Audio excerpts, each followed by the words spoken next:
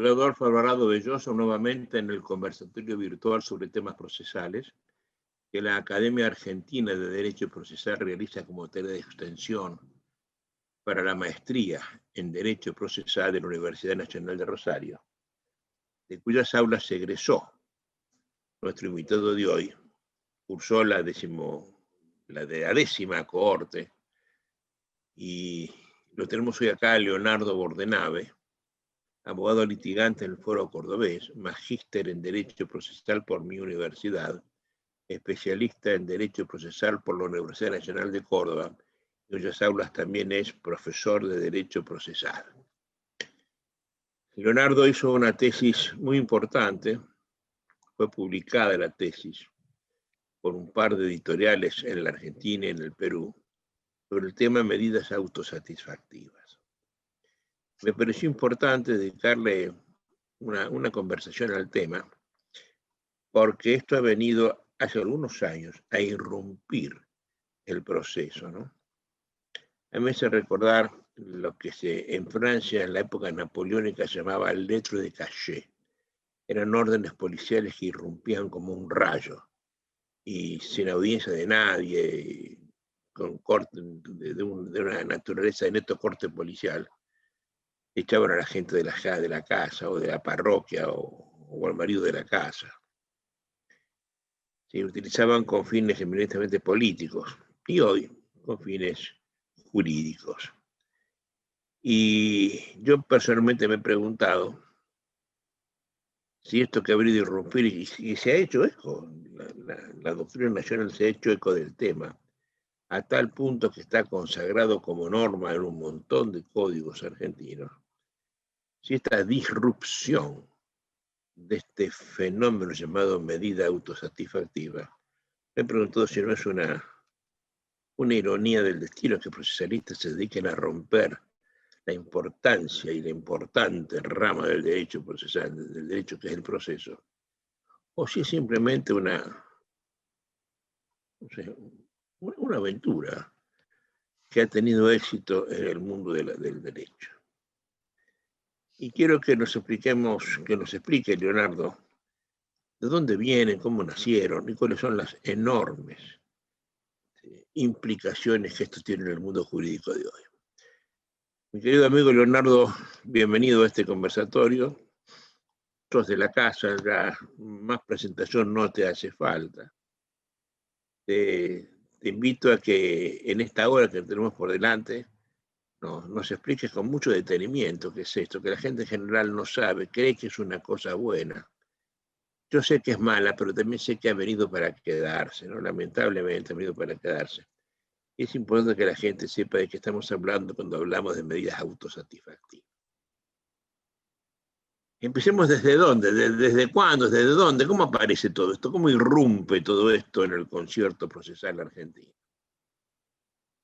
Bueno, yo, Adolfo, quisiera antes de entrar en esto, en esa respuesta precisa tuya a tu pregunta, quisiera hacer un planteo previo, porque sinceramente yo entiendo que estas medidas autosatisfactivas, que son el punto más alto, digamos, a mi modo de ver, es la punta de la montaña del activismo, es el exceso más grande al que han llegado los activistas. Viene ya desde hace un tiempo largo generándome me vengo interrogando de cómo puede ser que esté pasando esto en el derecho procesal, que desde hace tanto desde que tan tranquilamente la doctrina, la jurisprudencia venga aceptando una serie de instituciones que son claramente inconstitucionales. La más extrema, a mi modo de ver, es la medida autosatisfactiva, pero tenemos otra serie, entre ellas justamente las cargas probatorias dinámicas, etc.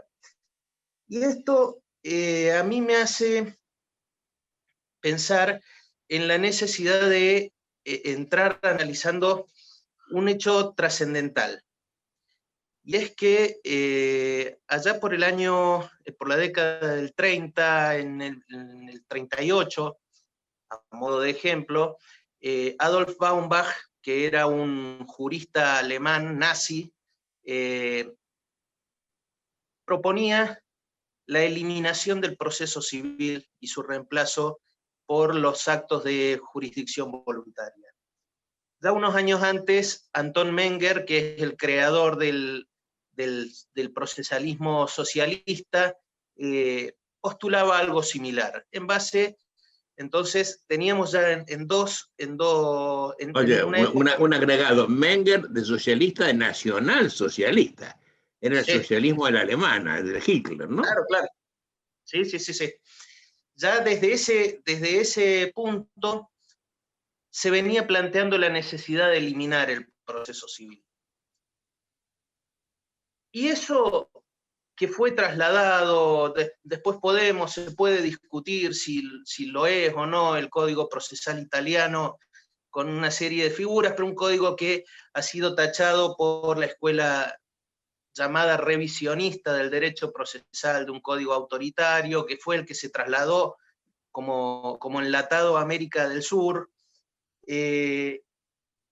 ha venido generando una modificación, cambios trascendentales en el derecho procesal que tienen una raíz autoritaria. Y bueno, entonces... Déjame que haga un agregado a esto. A ver, Bordenave está poniendo todas las cosas a fines de los años 30. 1938, 1940, en el apogeo del nazismo, en el apogeo del fascismo, del duce Mussolini en el reinado de Vittorio Emanuele. Lo que está pasando es que en ese momento de la historia hubo un reverdecer de ideas autoritarias que venían del Código Austrohúngaro de 1895, cuyo autor, que era Franz Klein, creía que el proceso no era un remedio de la enfermedad llamada conflicto, sino que era una enfermedad en sí mismo. Y entonces él quiso eliminarlo al proceso. Eso lo hizo en un código que es el mayor monumento al autoritarismo del siglo XIX, el Código Prusiano Austrohúngaro de 1895, que fue tomado como base lo que está contando Leonardo Bordenave en los años 40 y que paradojalmente en la Argentina ha tomado un reverdecimiento en este siglo, en el siglo XXI, diciendo que lo que Klein pensaba en 1895, eso es la posmodernidad, eso es la verdad inconfusa de nuestros días. Es decir, estamos un poco atrasados en las historias de los siglos, del proceso, ¿no? Pero quise agregarle a lo que está diciendo él este contexto histórico para que entendamos que detrás de lo que vamos a decir hay una ideología política muy importante que viene de monarquías europeas, reñidas con el republicanismo americano. Perdóname la interrupción, Leonardo. Seguí. No, para todo perfecto. Bueno, justamente a partir del análisis de dónde estábamos viendo ya en esas décadas, en realidad, como decís, Adolfo Franz Klein ya estaba planteándolo mucho antes, la necesidad de eliminar el proceso civil. Empiezo a interrogarme sobre todos estos institutos que van creando, que van introduciéndonos con sustento, como planteás vos, en el pensamiento postmodernista, que es en el que ellos hacen su anclaje filosófico. Si en realidad cuando uno analiza a los autores de la escuela activista, no está frente a una especie de esquizofrenia, en el sentido de un doble discurso que es permanente, porque no nos limitemos solamente a la medida autosatisfactiva. Uno se cansa de leer autores, importantes autores, sostener que, por ejemplo, el objeto que persigue el proceso es hallar la verdad real, pero sin embargo, en el capítulo siguiente están pontificando de la pensión de instancia como un instrumento para evitar la prolongación indefinida de los procesos.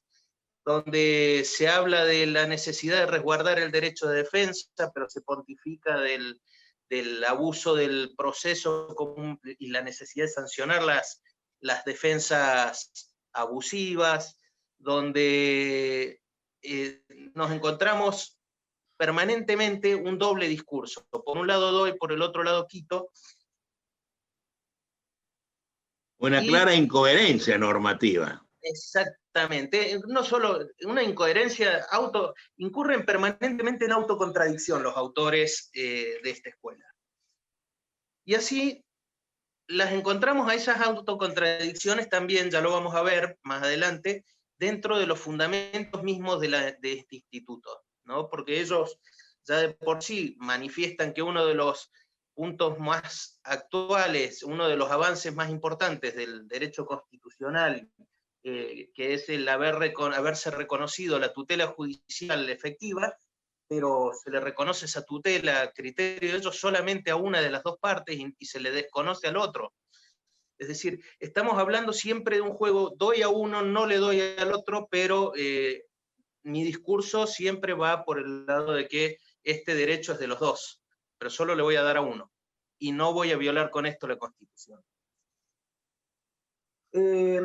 Entonces, reconocen la arbitrariedad de la sentencia por violación del principio de congruencia, pero aceptan la posibilidad de que se condena a alguien sin habérsele dado oportunidad de manifestar su versión de los hechos. O sea que es otro contrasentido monstruoso, ¿no? Y sostienen que esa sentencia no es inconstitucional, ni es arbitraria, etcétera, es plenamente válida.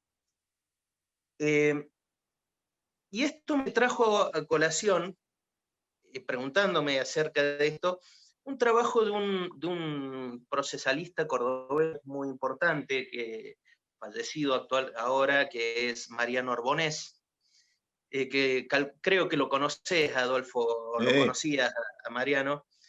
Buen amigo. Exactamente, él hablaba de la ley de entropía. La ley de la entropía, que es una ley que no es propiamente una ley jurídica, sino que es una ley propia de las ciencias de la información y de la termodinámica. Y esta ley me abrió un poco la cabeza en lo que va a ser lo que te voy a explicar ahora. ¿Qué dice esta ley? Dice que todo sistema tiende siempre hacia el caos. Tiende el universo, todo sistema en el universo tiende al caos. Lo que hace la ciencia es poner los límites, es tratar de mantener esa tendencia al caos encarrilada para que el sistema pueda mantenerse, para que pueda funcionar, para que no desaparezca. Si el caos logra un determinado umbral, o alcanza un determinado umbral, el sistema desaparece. Cuando yo traslado esa idea de la ley de entropía al proceso, llego a la conclusión de que, en rigor, el proceso no es más que el producto de la ciencia jurídica del hombre tendiente a encarrilar el caos que implicaba esa acción directa originaria de los seres humanos para lograr las cosas que quisieran en la naturaleza. Es decir, nosotros primero fuimos seres aislados que no tenía sentido el derecho, mucho menos el proceso. Cuando nos juntamos con otros seres humanos y necesitamos convivir con ellos, necesitamos evitar que lo que fue la actio primitiva, que era el ejercicio de la fuerza física para lograr lo que uno quería, necesitamos reemplazarlo por otra cosa, por un sistema que nos permitiera mantener en forma pacífica la convivencia. Ese cambio fue el cambio de la acción a la no acción, como decía Pékelis. La acción directa pasó a ser una acción indirecta, que es en definitiva la acción que conocemos ahora en el proceso. Como acción procesal. Exactamente. Bueno, y se crea el proceso. Y el proceso llevó siglos y siglos de desarrollo, donde el ser humano fue sacando las cosas que no servían porque impedían la convivencia o porque impedían lograr el objeto del proceso, y fue elaborándose y perfeccionándose con los siglos y con sangre que pasó bajo el puente. Pero en el último siglo, justamente, que es lo que hablábamos hace un rato, no en el siglo XXI, en el siglo XX, esa entropía parece que ha aumentado seriamente. Y ahí es donde se empiezan a producir modificaciones que tienden a generar un caos importante, ¿no? Sustentado en los últimos tiempos en la idea del posmodernismo, el posmodernismo que requiere soluciones absolutamente rápidas, que ellos sostienen el activismo con base en ese posmodernismo, esa vida líquida que propone el posmodernismo. Ellos sostienen la necesidad de un proceso cambiante, que sea un proceso, prácticamente un proceso ad hoc, que cada caso se pueda resolver siendo un sistema que sea el que a criterio del juez convenga para cada caso, etc. Es decir, lo que están queriendo es justamente aumentar el caos, y con ese aumento del caos nos están llevando a la eliminación del proceso civil. Idea que se planteó desde los autoritarismos, ¿no? Desde el nacionalsocialismo, desde el mismo comunismo, bueno.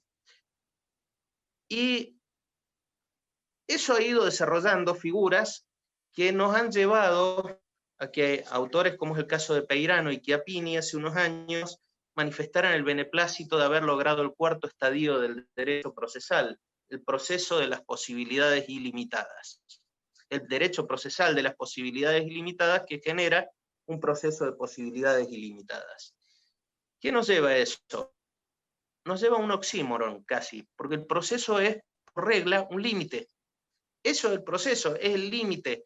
Estamos limitando la posibilidad de afectación de las garantías constitucionales de las personas para poder resolver los conflictos. Es el límite al Estado, al poderoso, para que no atropelle los derechos del débil o de cualquiera de las partes, ¿no? Así nació el proceso, como un límite al poder, y sigue siendo un límite al juez. La gente cree que es al revés, que está a favor del juez, está a favor nuestro para defendernos del juzgador, que es exactamente lo contrario de lo que sostienen ellos. Y están diciendo entonces, quieren un proceso sin limitaciones, sin límites posibles, y que el juez tenga la facultad de hacer, en pocas palabras, lo que quiera, casi sin restricciones. Y eso nos lleva entonces a advertir que si aplicamos la ley de entropía y llegamos al umbral que pretenden ellos, que es el proceso sin límites, y se acepta la posibilidad de un proceso sin límites, estamos eliminando el proceso. Y entonces ahí ya no nos vamos a sorprender de que Carbone hace unos años publicara un artículo mandándole un mensaje en una botella a la diosa Justicia, pidiéndole la jubilación del proceso civil. Y mucho menos nos vamos a sorprender cuando nos encontramos con un instituto, como es el caso de la medida autosatisfactiva, que justamente lo que hace es eliminar el proceso. Entonces, ahora, te hago una pregunta. Has nombrado a 3 magistrados. Sí. Chiappini y Peirano nunca ejercieron la abogacía. No lo sé Carbone, pero fue magistrado. Carbone del Fuero Penal, hasta el día de hoy es magistrado. No obstante ser profesor de procesal civil en la Universidad Nacional de Rosario. No, esto ocurre en Rosario, esto nace en Rosario. ¿Cuál fue el misterio por el cual 3 personas proclives al procesalismo, que estudiaron derecho procesal, que se hayan dedicado a hacerlo implosionar al derecho procesal? ¿Cuál es el misterio? ¿Cómo te lo explicás esto vos? Quien se dedica por años a escribir, en el caso de Chiappini, cientos de artículos procesal, que lo haga implosionar. Yo creo que la razón está justamente lo que manifestaste hace un rato, es decir, en que el proceso es un límite a las posibilidades que tiene el magistrado a la hora de resolver. Y el ser humano tiene una tendencia, generalmente, creo que el poder es tentador. El poder tienta. Y es una cuestión que posiblemente haga que quien ostente el poder y que se ve en algunas ocasiones imposibilitado porque la ley se lo impide, porque la Constitución se lo impide, de ejercer ese poder, pretenda encontrar la salida o las válvulas de escape para poder utilizarlo.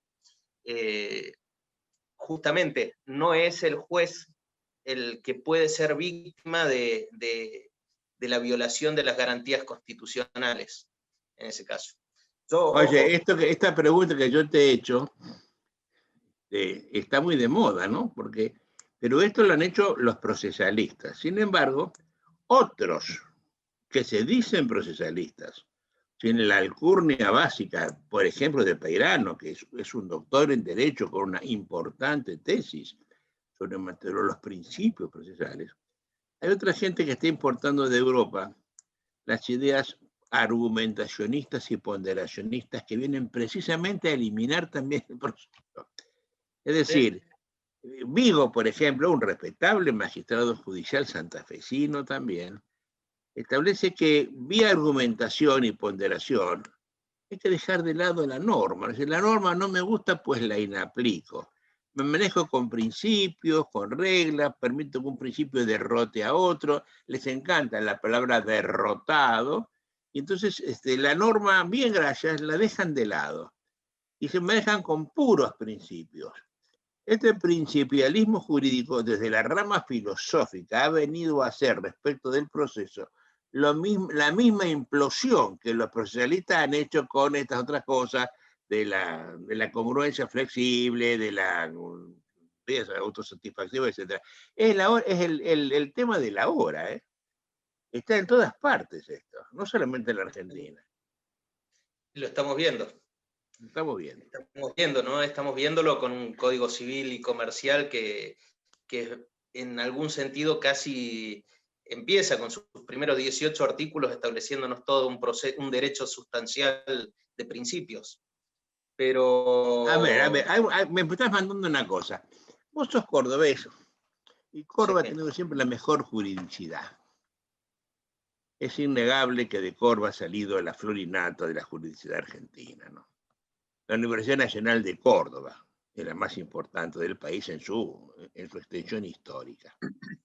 ¿Por qué en Córdoba nadie dijo nada del nuevo Código Civil? Que ha venido a romper nada menos que el principio de reserva constitucional. Se ha metido a hablar de 570 y tantas normas procesales dentro del Código Civil, estableciendo cómo deben juzgar los jueces cuando eso es materia no delegada a la nación, reservada a las provincias para que el juzgamiento fuere hecho siempre con la misma idiosincrasia del juez con la que está manejándose con el juzgado. He visto ahora en el Chaco, por ejemplo, hay una ley de jurados que establece que en el caso de etnias originarias, los COM, el jurado esté compuesto, si el problema es entre un COM y un no COM, mitad y mitad, 6 y 6. Pero aténdeme, si el problema es entre COMs, el jurado debe ser integrado íntegramente, todo por ellos.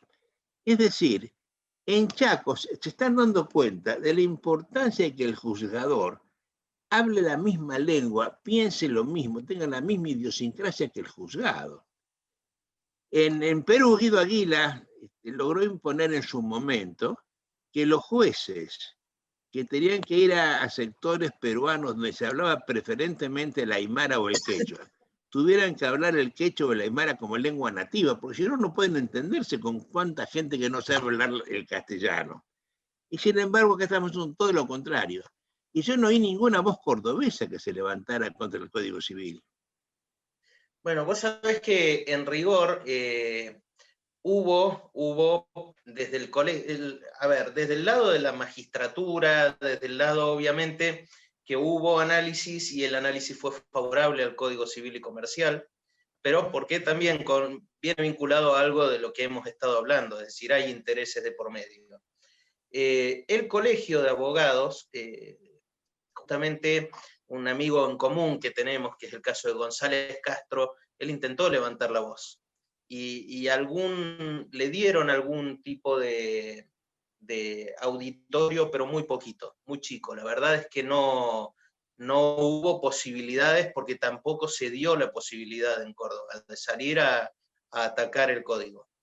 Pero sí, yo sé de Manuel González Castro, porque justamente hemos estado hablando de eso, y él estaba en el comité del Colegio de Abogados de asesores para valorar y para analizar la normativa. Y el Colegio de Abogados entiendo que presentó un comunicado al respecto, pero tampoco es que hubo demasiado, fue bastante tibio lo que pudo hacerse. Vamos a la medida, no nos alejemos tanto del tema. Bueno, ya hicimos la catarsis del caso nosotros. Totalmente. Bueno, empecemos diciendo, estas medidas que hemos dicho son las más extremas de todas, consisten a criterio... ¿Te acordás en qué año aparecieron? ¿Te acordás en qué época, más o menos? Ha sido, a ver, ya te digo, ha sido en la década del... Cuando yo encuentro los primeros antecedentes que yo he encontrado, han sido alrededor de la década del 90, el fin de los 80, el 90. En el 90. En el 90. Quizá el Adalid, lo que pasa es que también tendríamos que entrar a ver ahí si por lo menos se le empezó a otorgar ese nomen iuris a través de Peirano en esa década. Esta figura, quizás su Adalid, que en Argentina, que ha sido Peirano, el principal impulsor de las medidas autosatisfactivas, las definía él como un requerimiento urgente formulado, lo leo para no apartarme, formulado al órgano jurisdiccional por los justiciables, que se agota, y aclaraba él, de ahí lo de autosatisfactiva, con su despacho favorable, no siendo entonces necesaria la iniciación de una ulterior acción principal para evitar su caducidad o decaimiento. Otros autores, como es el caso de Mabel de los Santos, en lugar de hablarnos de requerimiento urgente, hablaba de un tipo de providencia judicial. O sea, existió siempre alrededor de esta figura la discusión de si estábamos frente a una especie de medida o frente a de un tipo de acción o de un tipo de medida judicial, de resolución judicial. Pero siempre de naturaleza cautelar. Claro, de naturaleza cautelar.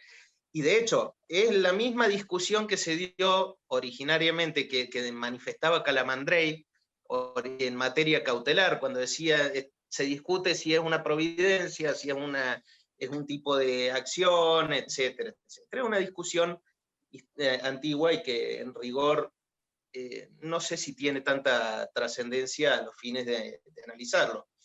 Sí, lo que podemos decir es que tampoco hubo al respecto de esta figura no fue pacífico el nomen iuris, la aceptación del nomen iuris de este instituto. Hubo autores, como fue el caso de Lázari, que hablaba de cautela material. Hubo otros autores como Rivas, que hablaba de anticipación impropia por consumación, o Morelo y Stiglitz, que hablaban de proceso preliminar preventivo. Obviamente que en todos los casos estamos viendo que los autores le estaban dando una naturaleza cautelar a este instituto, lo estaban metiendo dentro de la figura de la cautelaridad, que personalmente no comparto. Yo considero que no forma parte no tiene naturaleza cautelar este instituto. Pero el nombre más utilizado, más aceptado, ha sido claramente el de medidas autosatisfactivas. Nombre que de ninguna manera representa lo que implica este instituto. Porque cuando uno empieza a analizarlo, al nombre, primer defecto que tiene es que la palabra satisfactiva no forma parte del diccionario de la Real Academia. En Argentina no hablamos, por ejemplo, de algo tuvo un resultado satisfactivo. Decimos que tuvo un resultado satisfactorio, Con lo cual, la palabra nomás satisfactiva ya implica un invento, que no está aceptado en nuestra lengua.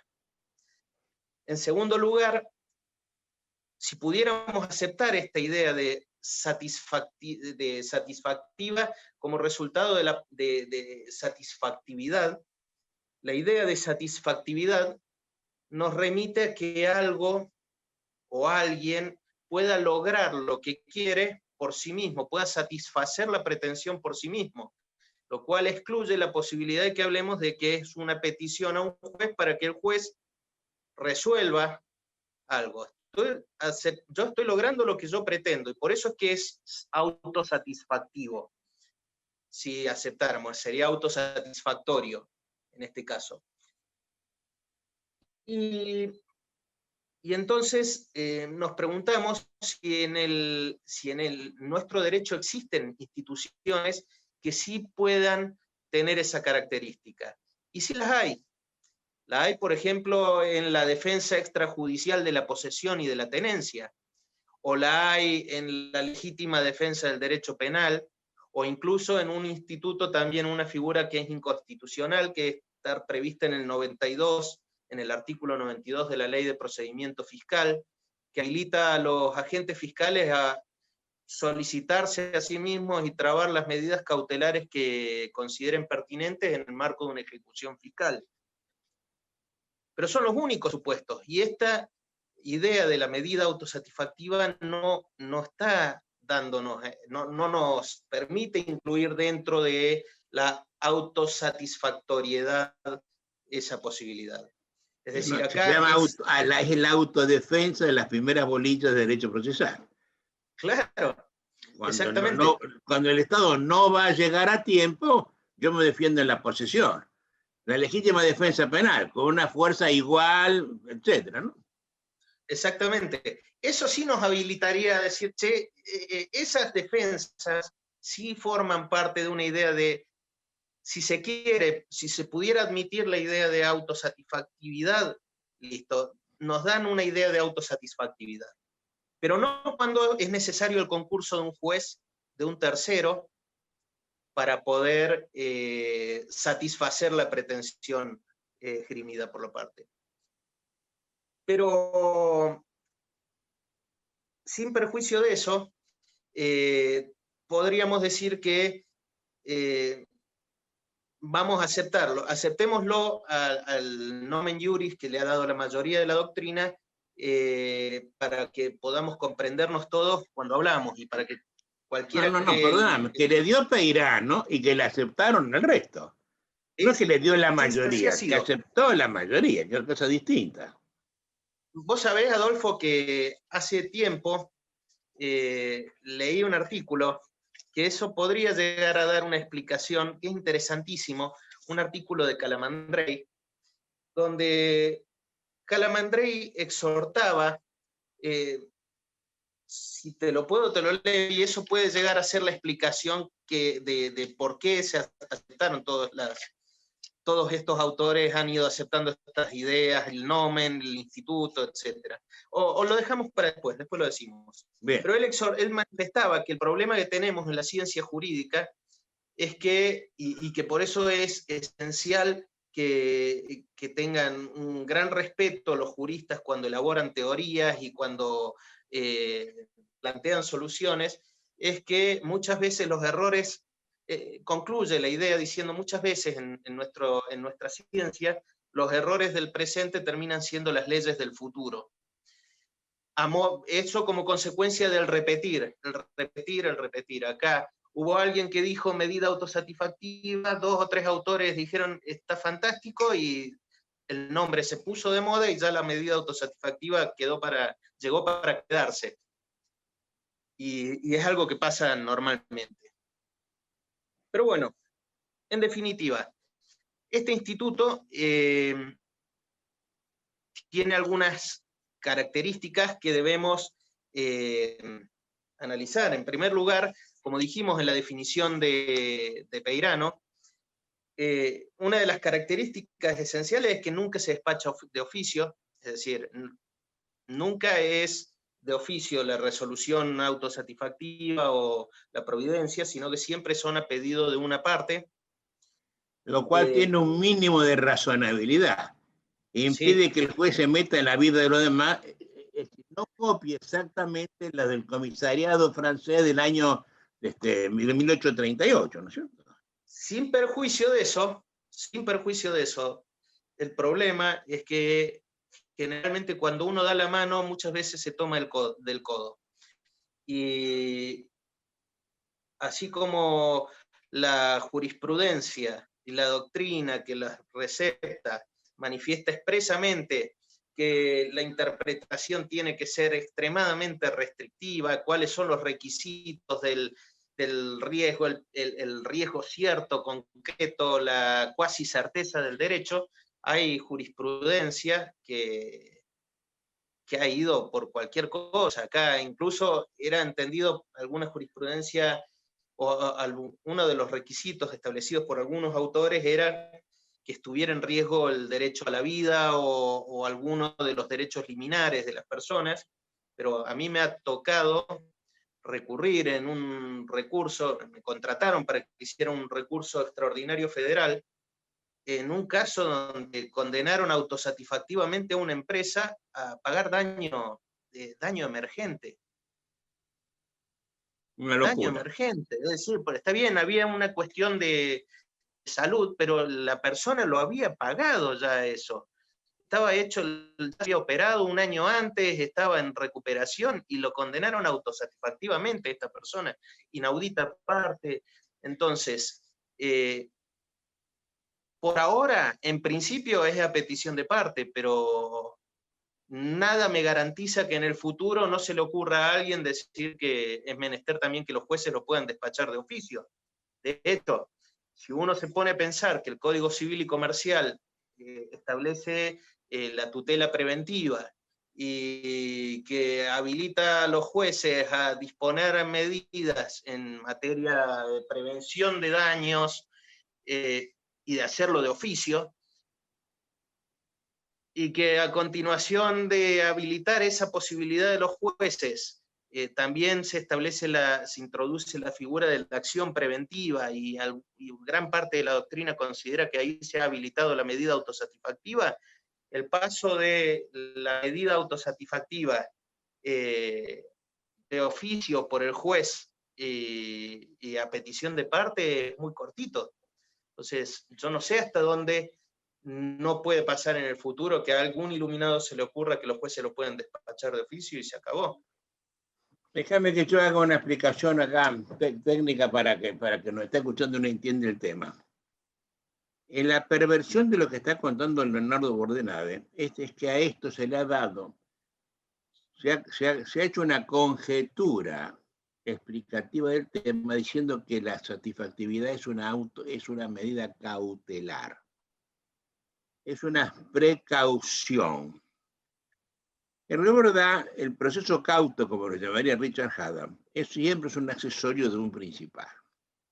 Supongamos nosotros que Alvarado quiere cobrarle un dinero a Bordenave y acá hay una demanda, y para cobrárselo tiene que hacer todo este proceso, acaba de llegar la sentencia. Y durante todo este tiempo es posible que Bordenave caiga en la insolvencia o no tenga los bienes suficientes para pagar lo que hoy sí puede pagar y no quiere, y hasta que se declare el derecho de Alvarado a cobrarla. Entonces, desde antaño, desde siempre, se ha pensado que si esto es un instrumento del proceso, se le agrega encima otro instrumento, que es la cautela. Y esta cautela es un accesorio del principal.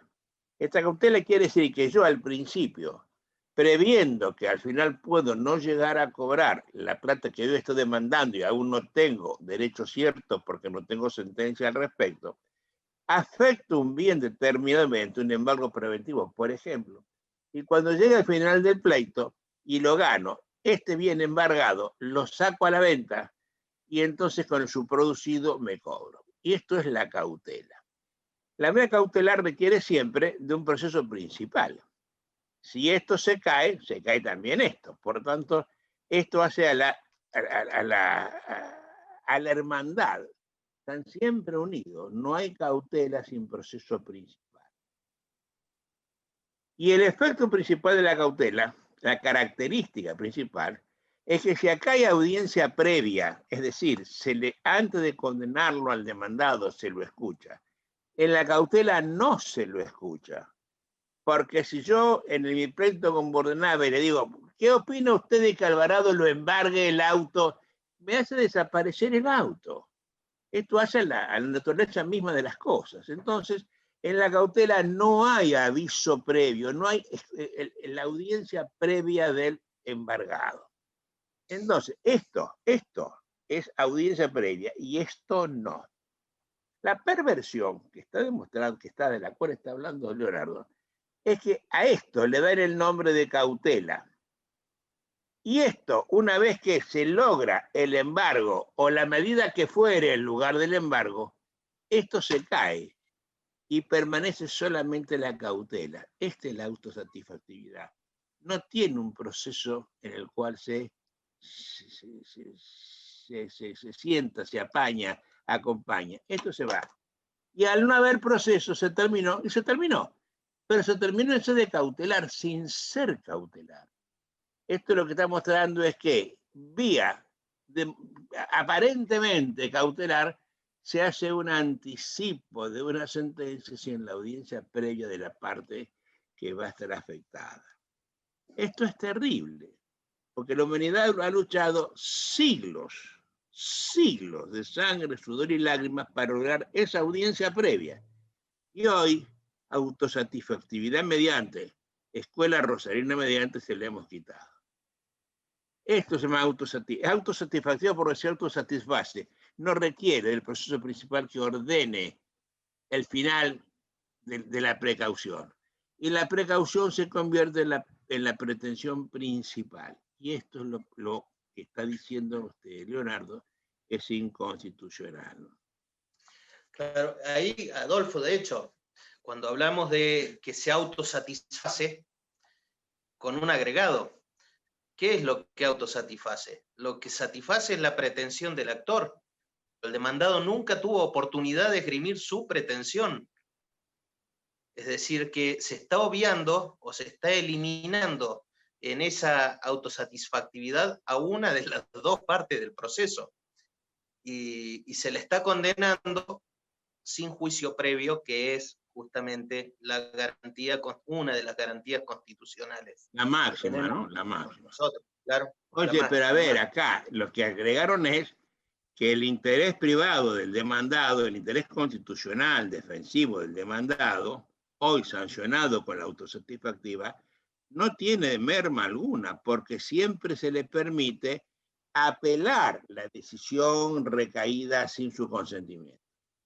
Pero una cosa es contestar una demanda y generar un título, otra cosa es atacar un título ya sentenciado.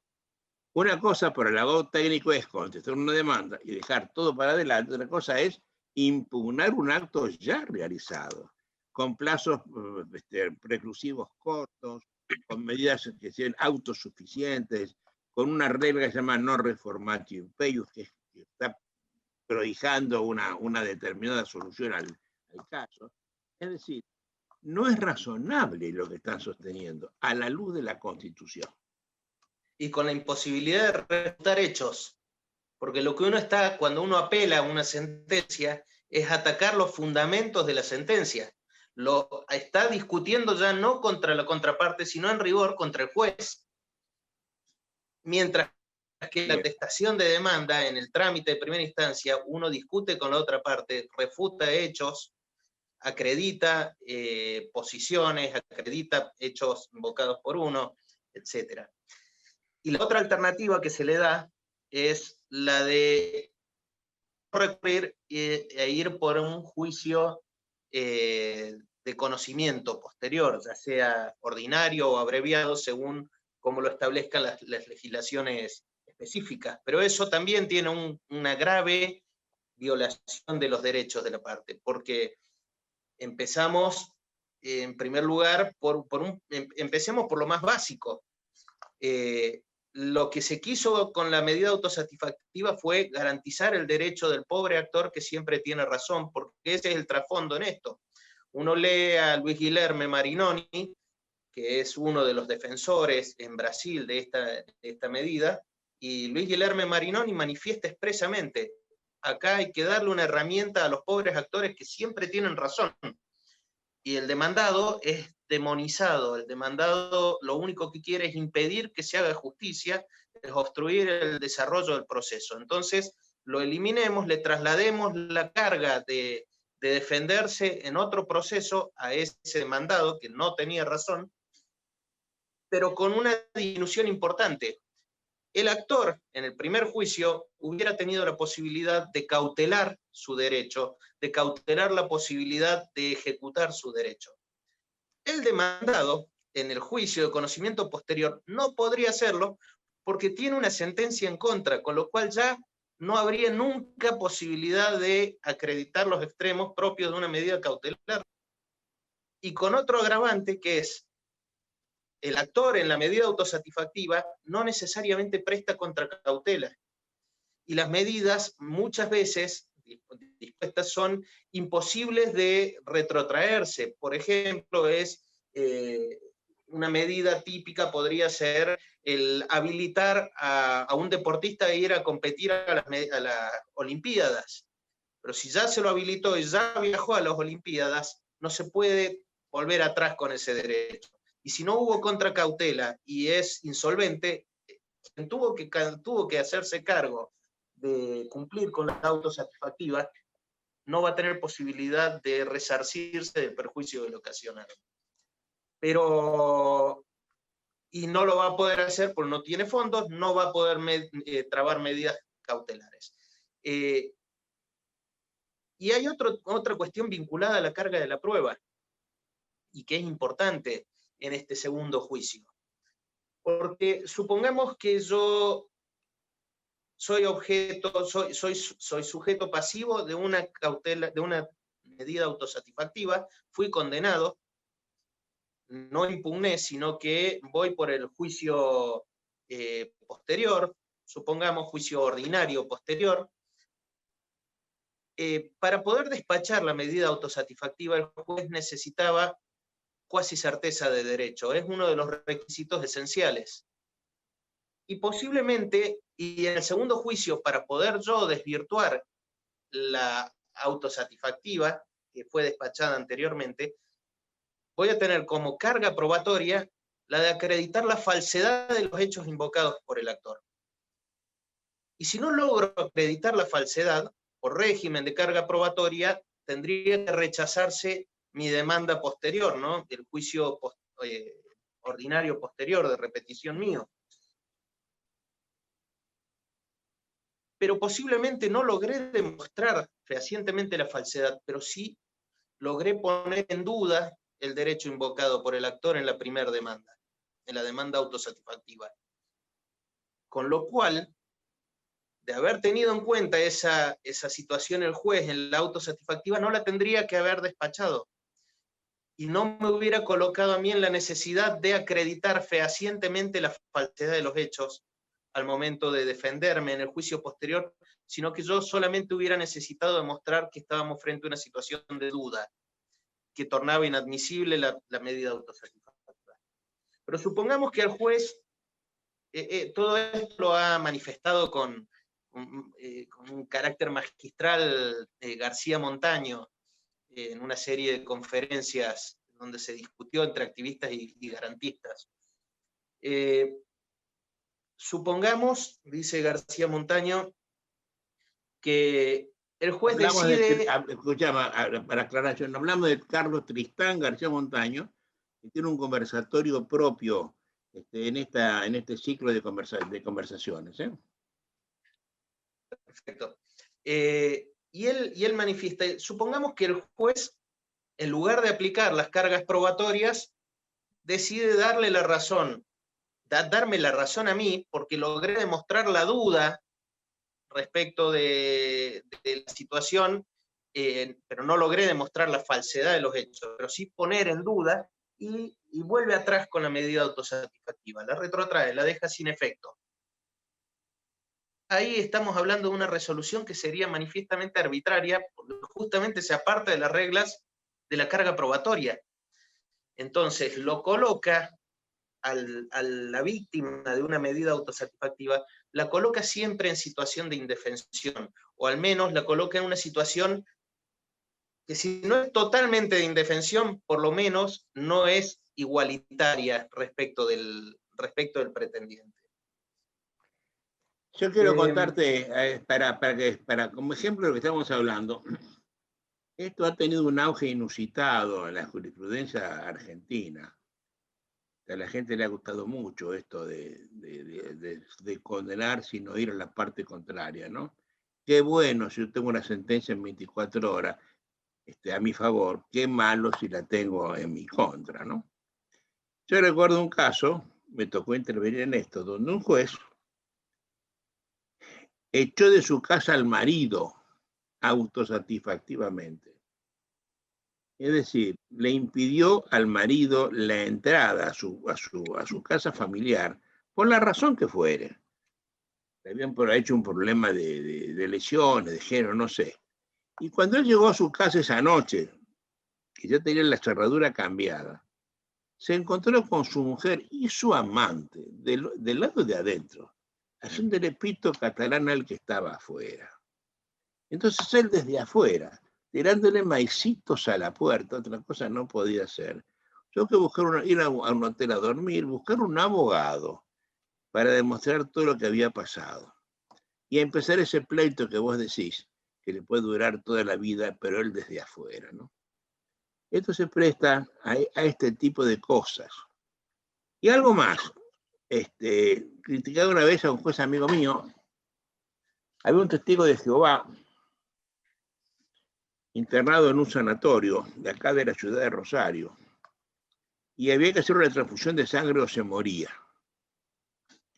Y el hombre no permitía que se le hiciera, porque con su religión meterle sangre es una impureza, y él, según su creencia, él pierde la vida eterna.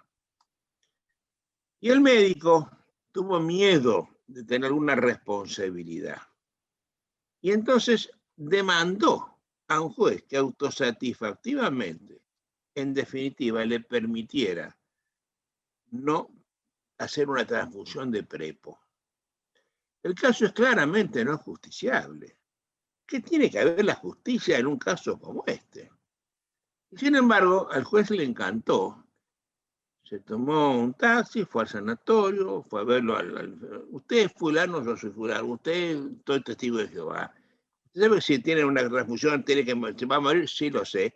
Y sabe que se salva, sí lo sé. Y no quiero que me la pongan. Prefiero morirme a tener una sangre impura en mi cuerpo.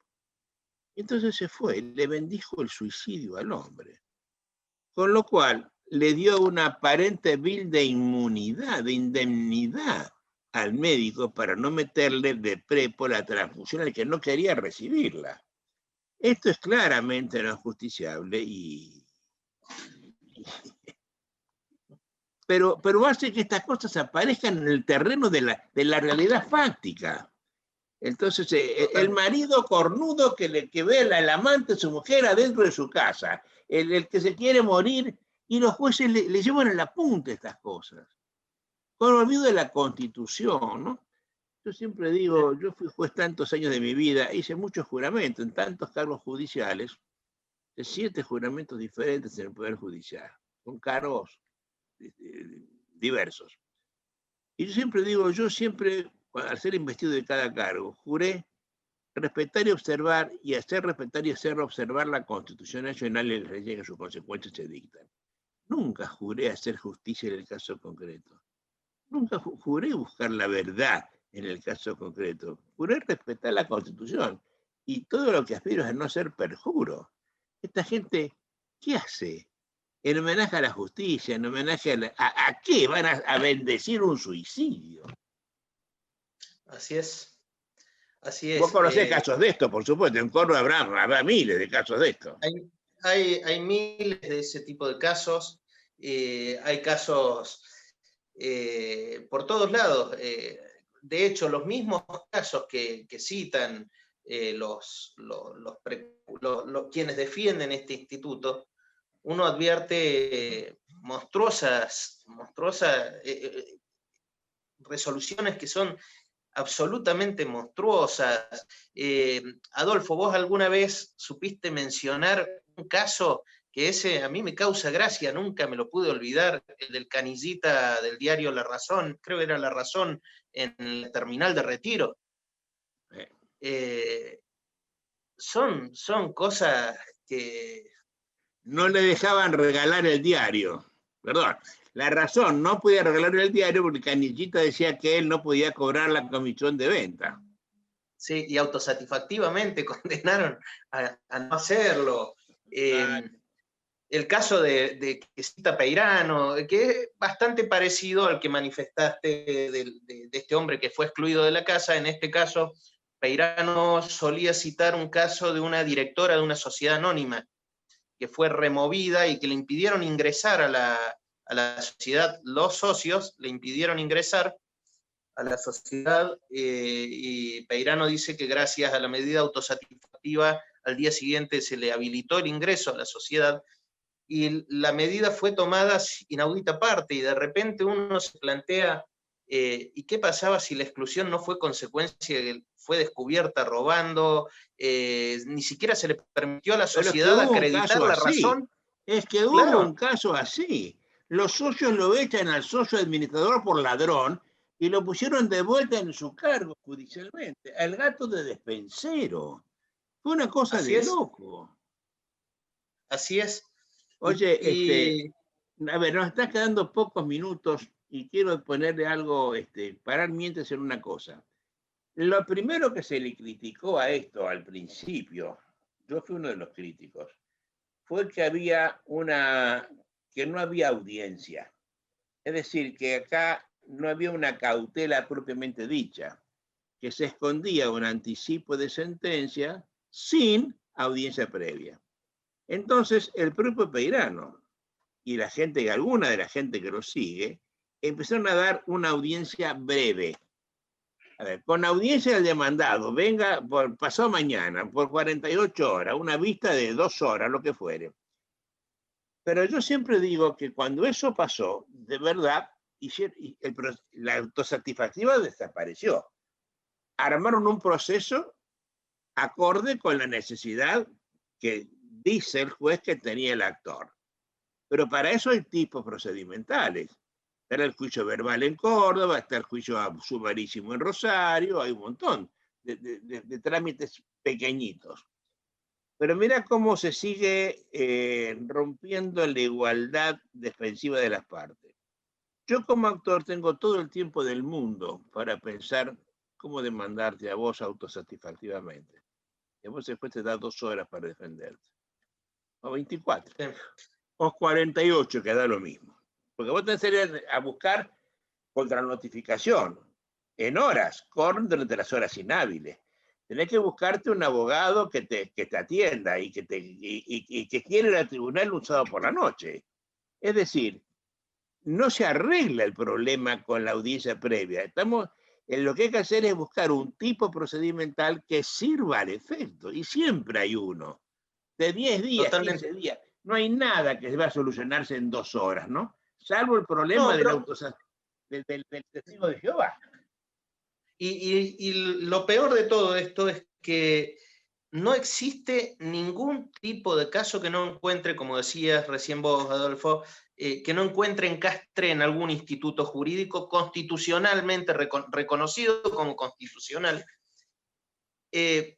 porque todos los casos, si no es por la vía del amparo o del juicio, hasta la posibilidad, supongamos, planteos que son extremadamente urgentes, vayamos al proceso más breve de todos los que admite la ley o la Constitución, que es el proceso de amparo. Existe hasta la posibilidad de plantear cautelares innovativas, de no innovar, hasta la posibilidad de anticipar tutela en el marco de la acción de amparo, pero de ninguna manera liberando al actor que obtuvo ese anticipo de tutela de seguir el litigio, acreditar todos los extremos y de permitiéndole a su vez al demandado ejercer su derecho de defensa.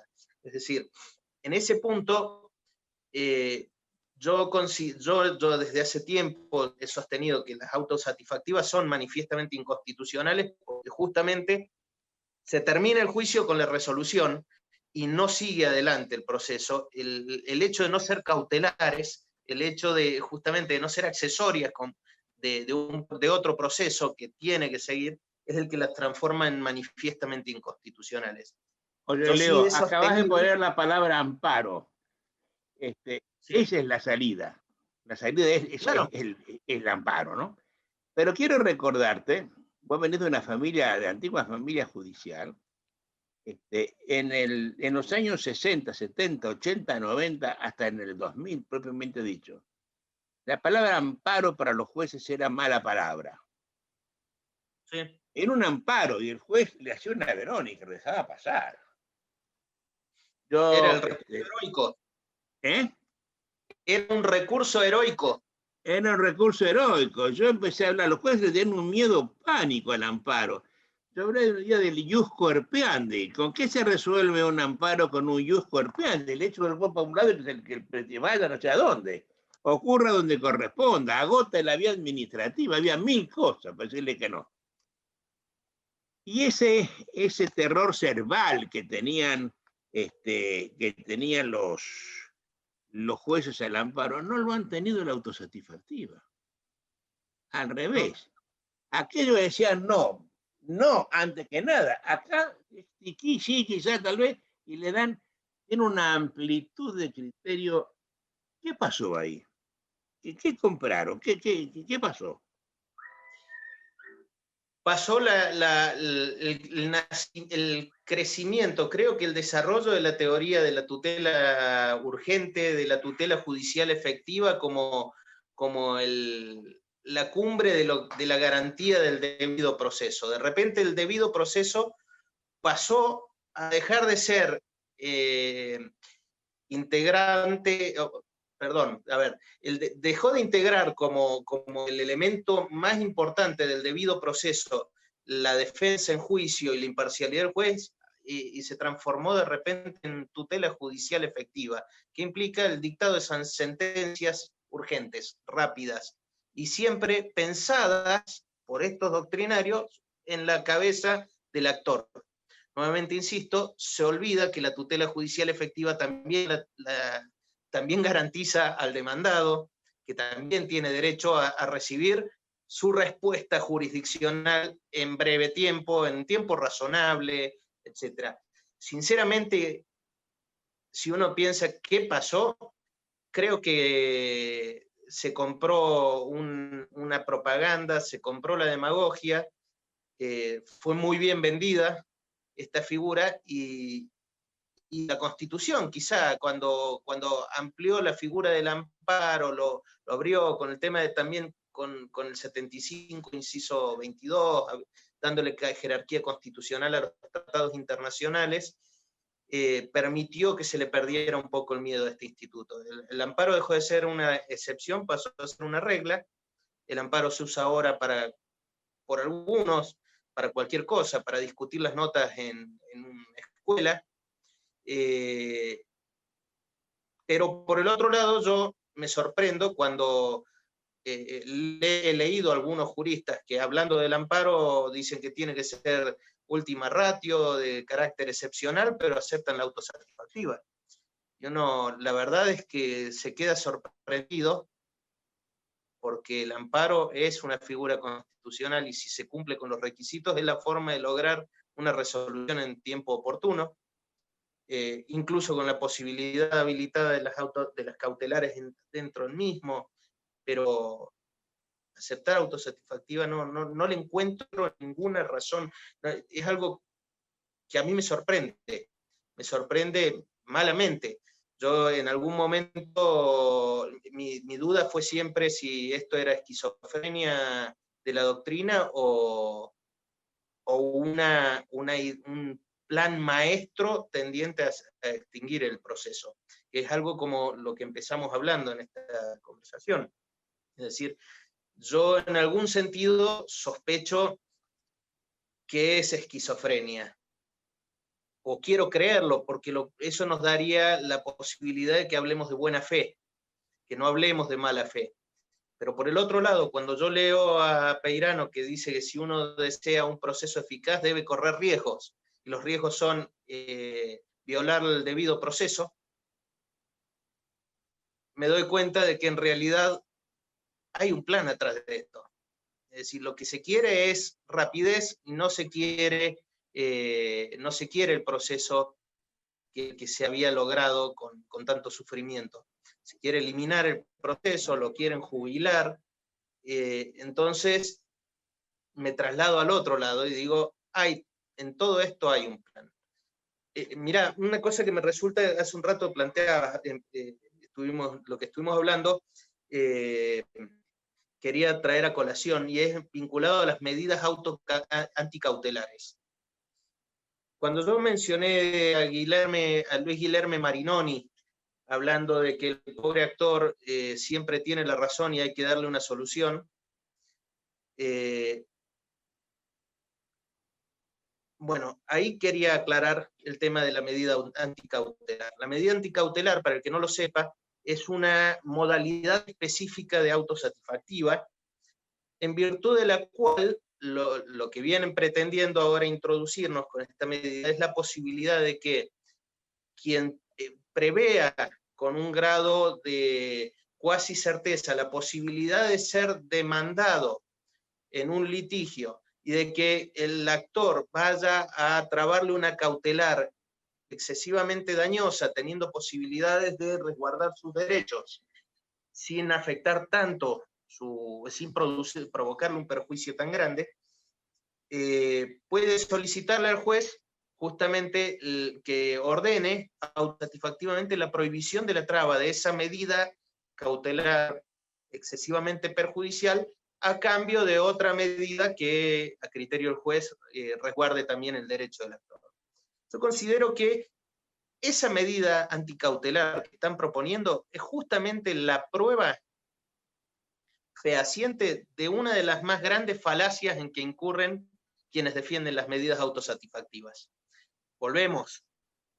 El origen, para la idea central de la autosatisfactividad está en que el actor siempre tiene razón y el demandado siempre quiere demorar, y es el malo de la película. Con la anticautelar lo que están demostrando es que muchas veces el actor lo único que quiere es generar el perjuicio más grande al demandado para forzarlo a rendirse, para evitar el daño que le provoca con las medidas cautelares graves. Esta posibilidad, ya Calamandrei hablaba él de los expedientes para provocar perjuicio por vía cautelar. Es decir, acá entonces ya no es el demandado el malo, sino que el actor también a veces genera daño y quiere provocar daño. Entonces, primero estamos reconociendo que no necesariamente el actor siempre tiene razón. Y en segundo lugar,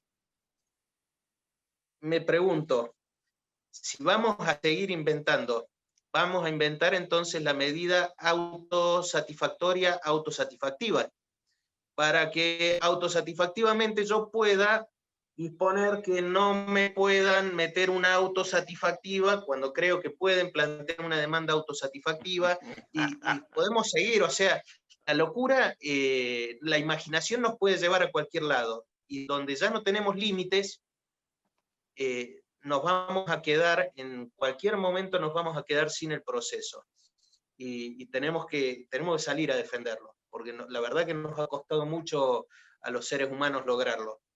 Oye, ese es un muy buen final de charla, ¿eh? Esa referencia que estás haciendo.